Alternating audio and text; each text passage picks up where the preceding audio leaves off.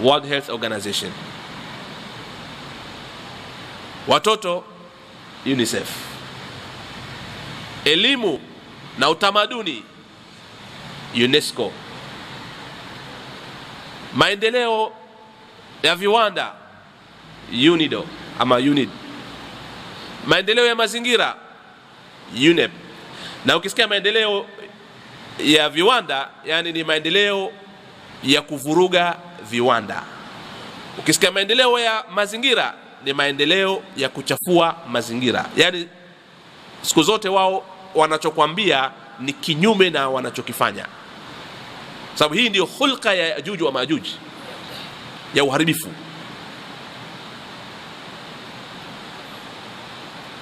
Shelter na maskani, habitats. Kulinda amani sehemu mbalimbali, kila nchi ina kitu chake. Somalia, UNISOM. Darfur, Sudan, UNAMID. Chafu unafanyika huko, wao. Somalia mnafahamu, ni wao vile vile. Rwanda, mauaji yalipofanyika, kulikuwa kuna kitu inaitwa UNAMIR kule. Zote zao hizo. Yani hizi ni kama special agencies za kwenda kuvuruga mahali haraka haraka, wanaondoka. Kisha yote hayo, dunia leo inaendeshwa kwa pesa. Inaendeshwa kwa pesa. Kila kitu pesa. Pesa ziko aina mbili. Kuna pesa ambazo utaziita msaada na kuna pesa ambazo utaita mkopo. Kwa hivyo kuna mashirika mawili ya kazi mbili hizi. Kuna World Bank na IMF. Yote ziko chini ya hiyo Umoja wa Mataifa. Nafikiri tunafahamu vizuri hapa. Nipe nchi moja duniani ambayo imechukua mkopo kutoka IMF ama imepewa msaada kutoka World Bank, nchi ambayo ilikuwa ni fukara na ikatoka katika ufukara wake. Nipe mfano wa nchi moja duniani ambayo kuna nchi 210 hivi sasa wanachama wa Umoja wa Mataifa. Hakuna. Hii ni challenge mimi naitoa. Ukipata nchi yote njoo niambie, au mwambie mtu yote kwamba yule bwana alisema hakuna, kumbe iko nchi fulani hapa. Hata kama nimeshaondoka, mwambie mtu yote. Mimi nasema hakuna.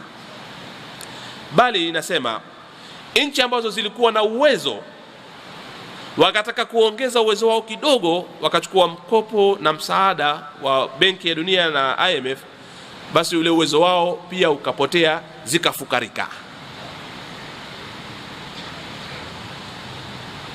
Kenya mfano tunatoa. Tanzania ambao naishi huko mimi sasa ni sawa pia kama Kenya.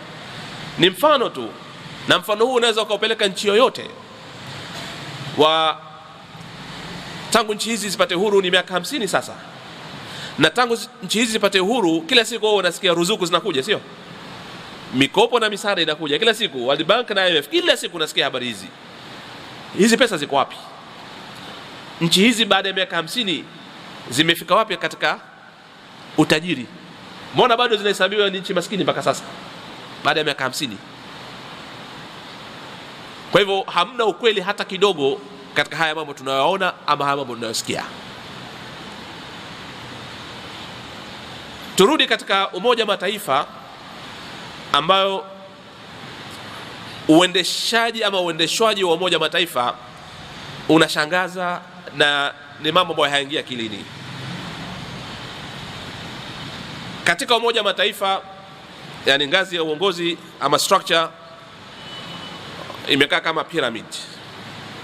Kuna chini kabisa ile ambayo inaitwa Al-Jam'iyya Al-Umumiyya, yani General Assembly. General Assembly ile ni wale wanachama wote, majuha wote manake ndio member wa hiyo General Assembly, na hukutana mara moja kila mwaka nchi zote. Basi wakaenda marais wa hizi nchi zote, kila mtu akapewa fursa pale dakika 20 dakika 15, kapiga kelele zake, yani sema wanachotaka pale, hakuna hata moja linalofanyika. Basi watu tunakwenda pale, wanasema wengine wanaona hata kusema kupoteza wakati pia, sio wanakwenda anakaa tu basi. Wengine wanapaliza fursa ya kwenda kutembea New York ile, alhamdulillah. Kila mwaka anakutana. Hiyo ngazi ya kwanza. Juu ya General Assembly kuna kitu ambacho kinaitwa Baraza la Usalama. Baraza la Usalama ndio inayo regulate General Assembly, na Baraza la Usalama lina wanachama 15.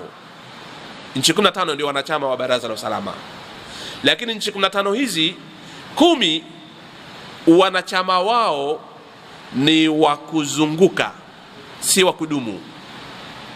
Mwaka yani kila mwaka kuna nchi 10 zinaingia, baada ya mwaka zinatoka, zinakuja nchi nyingine 10, lakini 5 ni za kudumu.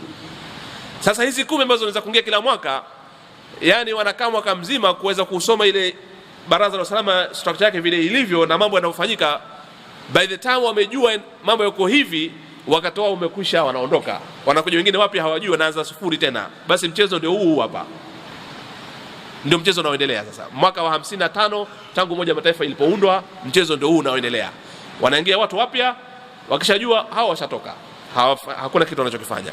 Kisha hao 10 sasa, katika kipindi cha mwaka mmoja, kila mwezi mmoja wao ndio anafanywa mwenyekiti. Mwezi mmoja kwa mwenyekiti, yani nakufanya nini? Mwezi mmoja basi mwenyekiti, yani kuna secretary general ambaye yeye ndio anaendesha zile shughuli, na yeye ana watu wake wanaompa taarifa zote za kuendesha shughuli. Huyu ambaye ni mwenyekiti, yani nchi ambaye ni mwenyekiti katika zile 10 kwa muda mwezi mmoja, anakuwa hajaweza hata kuelewa ile mambo yako vipi. Ashamaliza muda wake, mwezi wake anatoka, anakuja mwingine. Yani katika wale 10 walioingia, pia sio mmoja tu anakaa katika kipindi cha mwaka, katika mmoja kila mwezi mtu mmoja, kila mwezi mtu mmoja. Kwa hivyo wale 10, danganya toto kula mayai, bado 5. Kwa hivyo hawa 5 ndio wanaoendesha Umoja wa Mataifa. Nchi 5 ndio zinazoendesha dunia hivi sasa. Nchi 5 hizi nafikiri mnazifahamu: Marekani, Uingereza, Ufaransa, China na Urusi. Nchi 5 hizi tukiziangalia tena, kuna nchi 2 za Asia na nchi 2 za Ulaya, yani Europe, na nchi moja ya Marekani ambayo ni Amerika yenyewe. Afrika hamna hata moja. Nchi 2 za Asia ni Urusi na China. Ama za Ulaya ni zile nchi zilizokuwa powerful karne ya 19, Uingereza na Ufaransa.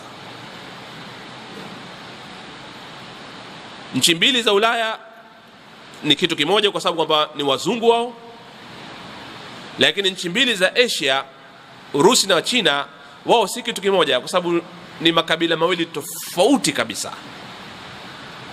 Kwa hivyo mara nyingi sana hawawi pamoja, lakini Uingereza na Ufaransa mara nyingi wanakuwa pamoja kwa sababu ya ile jinsi ya Saxon yao, yani kabila lao la Kiulaya wanaliita Saxon. Waingereza na Waamerika pia ni jinsi moja Saxon, na lugha yao ni moja vile vile, wanatumia Kizungu.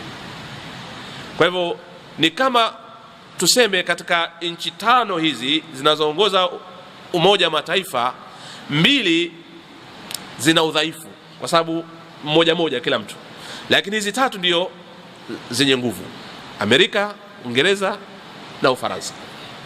Lakini katika hizi 3 sasa pia Ufaransa, kwa kuwa inazungumza Kifaransa mmoja peke yake, lakini Uingereza na Amerika kwa kuwa wanazungumza Kizungu, kwa hivyo ukaribu wa lugha imewafanya Uingereza na Amerika kuwa ndugu zaidi kuliko Ufaransa. Na ndio maana utaona katika kila jambo Amerika na Uingereza wako pamoja kwa sababu ya ukaribu wa kilugha, jinsi moja wao. Lakini hivi sasa ni kwamba nguvu kubwa zaidi ziko Amerika wala si Uingereza hivi sasa. Nyuma tulikotoka mpaka mwanzo wa karne 20, yani mpaka kuanzishwa kwa Umoja wa Mataifa, katika nchi 2 hizi Uingereza ndio ilikuwa kubwa zaidi na ilikuwa yenye nguvu zaidi, lakini sasa wamepishana, yule ameshuka chini kidogo na yule amepanda juu kidogo.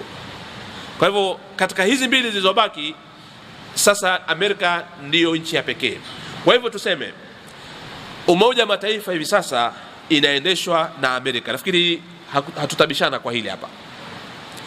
Suala ambalo sasa tutaliangalia, Amerika ambayo ndiyo inayoendesha Umoja wa Mataifa, na Umoja wa Mataifa ndio hizi nchi zote zimo ndani, wakiambiwa hiki wanafanya.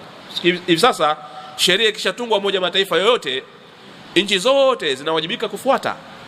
Kwa hivyo sisi ni kama hatuna tena uhuru wa kujitawala. Hivi sasa sisi katika nchi zetu tunatawaliwa kupitia Umoja wa Mataifa. Lakini Umoja wa Mataifa si Umoja wa Mataifa, Umoja wa Mataifa ni Amerika. Ndivyo ilivyo hivi sasa. Suala, Amerika ndiye nani? Nani anayeendesha Amerika yenyewe hivi sasa? Amerika hivi sasa inaendeshwa na mashirika yaliyopo pale Washington au ndani ya Amerika yenyewe.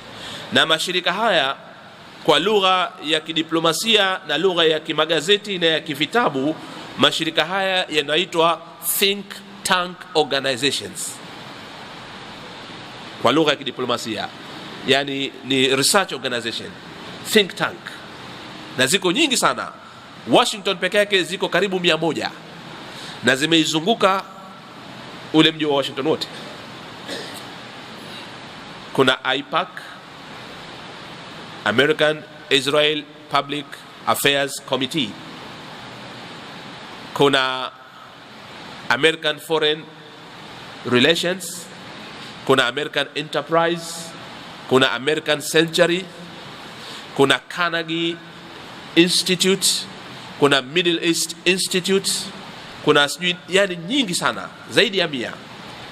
Hizi wanaita think tank organizations, na hizi ndizo zinazoendesha Amerika.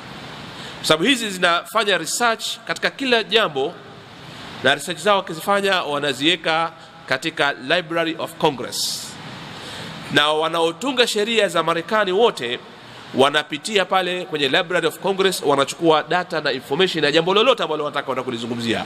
Lakini data wanazochukua ni data ambazo zimeshatayarishwa na haya mashirika zaidi ya 100. Kwa hivyo wanachokizungumza na wanachokipitisha na sheria wanaoitunga yoyote ni sheria ambayo muundo wake na asili yake na influence yake imetoka kwenye haya mashirika 100 nje ya Congress. Kwa hivyo sheria za Marekani ni sheria zinazotoka kwenye think tank organizations. Wanaoendesha think tank organizations ni Ashkenazis. Sasa tumerudi hapa.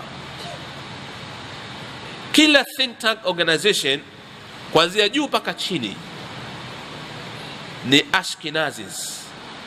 Kama si Ashkenazi basi ni Yahudi wa Safadi. Ndivyo ilivyo. Hali kadhalika mashirika ya Umoja Mataifa yale mengine yote, World Bank juu mpaka chini ni Ashkenazi au ni Mayahudi wa Safadi. IMF ni Ashkenazi au ni Mayahudi wa Safadi katika ngazi za uongozi zote. Katika idara za Umoja Mataifa zilizobaki zote, idara za utendaji, wakuu wa kila idara ni Ashkenazi au ni Yahudi wa Safadi. Kwa hivyo tuelewe kwamba hivi sasa dunia iko vipi na iko mikononi mwa nani na inaendeshwa na nani. Na Ashkenazi hawa ndio hao Khazar na ndio hao Yajuj wa Majuj. Ndio maana nikasema wameshatoka, Yajuj wa Majuj wameshatoka, kwa sababu ndio hao tunaishi nao. Na pia ushahidi mwingine ya kwamba wameshatoka, sababu sifa ya Yajuj wa Majuj ni kueneza ufisadi. Na hivi sasa hebu nyinyi niambieni, Umoja wa Mataifa na mashirika yake wanaeneza amani ama wanaeneza ufisadi duniani? Taarifa nyingi sana zinaonyesha ya kwamba magonjwa ya ukimwi ni magonjwa yaliyobuniwa katika maabara, in the labs, na watu ambao wametoka kwenye mashirika ya Ashkenazi na wakayasambaza magonjwa haya kwa watu. Taarifa zinaonyesha madawa ya kulevya yanaoathiri vijana duniani kote leo. Madawa ya kulevya yanasambazwa na mashamba yake yanasimamiwa na kulindwa na mashirika yanayomilikiwa na Ashkenazi, na moja kwa moja shirika la CIA ambalo ni la Ashkenazi vile vile. ndio wanaosimamia biashara ya madawa kulevya duniani, kuharibu na kuvuruga binadamu, kuvuruga maadili ya watu na tabia. Hivi sasa kupitia media, television, magazeti ya uchafu, video, sinema za kuharibu maadili ya vijana duniani kote, ambazo zinatengenezwa Hollywood. Hollywood inamilikiwa na mashirika ya Ashkenazi. Kwa hivyo biashara wanaoifanya wao ni biashara ima ya kuharibu maadili ya watu, ni pesa, ni biashara, lakini katika hiyo biashara wanaharibu maadili ya watu, huo ni ufisadi. Biashara wanaofanya ya kuuza madawa yale ya ukimwi, wameeneza ukimwi, watu wakawa wanaathirika na wanakufa. Biashara wanaoifanya ya madawa ya kulevya inaharibu akili za vijana. Vijana yani wanatakana binadamu wawe mazuzu, wawe hawana akili na hawachagui Muislamu wala asiyekuwa Muislamu, ijapokuwa kwa Muislamu ndio lengo zaidi, lakini wao binadamu yote asiyekuwa wao ni Gentile. Na biashara nyingine kubwa wanaoifanya ni mashirika ya kutengeneza silaha ambazo binadamu watazitumia baada ya kwamba wameshaharibiwa akili zao, wameshaharibiwa maadili yao. Sasa watazitumia silaha hizi kupigana na kuuana wao kwa wao. Wao wanatengeneza biashara. Uchumi wa Marekani hivi sasa, ambao Marekani kama nilivyowaambia inaendeshwa na Ashkenazi. Uchumi wa Marekani, uchumi wa Kenya ukiulizwa unategemea nini, utasema unategemea majani, kipato cha kwanza. Kipato cha pili utasema kahawa. Kipato cha tatu utasema utalii, mfano. Kipato cha nne ukulima. Uchumi wa Marekani kipato chao cha kwanza kabisa ni film. Unajua film zao nini? Uchafu. Lakini ndio inaongeza kipato cha kwanza kabisa, number 1. Kipato chao cha pili silaha, cha kuua watu. Kipato chao cha tatu madawa ya kulevya, na kipato cha nne madawa ya magonjwa mengine wanayoyaingiza ikiwemo ukimwi. Kisha baadaye sasa ndio kunaingia kipato cha kuja kuvamia pesa za nchi za Kiislamu na za Kiarabu mbalimbali. Wanakwenda Iraq pale, wanavuruga pale, wananyonya mafuta. Hicho ni kipato cha 4 siji cha 5. Sasa wanakwenda Libya, wanakwenda wapi? Yani kwenda kuiba mali ya watu wengine, kupora mali. Huko Afrika pia yani hadith wala haraj, huko wameiba kila kitu. Huko tunafanya kazi, tunalipa madeni na riba, ni aina ya uporaji huo. Kwa hivyo twaporwa hapa pia. Hii ndio kipato namba 5 na namba 6 uchumi wa Marekani. Kwa hivyo huu ndio uchumi wa Marekani, na huu ndio uchumi wa Ashkenazi.